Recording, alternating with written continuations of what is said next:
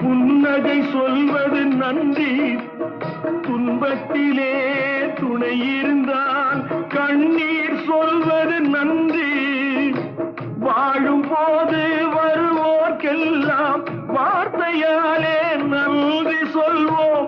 வாழும் போது வருவோர்க்கெல்லாம் வார்த்தையாலே நன்றி சொல்வோம். வார்த்தையின்றி போகும் போது மௌனத்தாலே நன்றி சொல்வோம். அந்த 4 பேருக்கு நன்றி, 4 பேருக்கு நன்றி, அந்த 4 பேருக்கு நன்றி. தாயில்லாத அனாதைக்கெல்லாம் தோள் கொடுத்து தூக்கி செல்லும் 4 பேருக்கு நன்றி, அந்த 4 பேருக்கு நன்றி.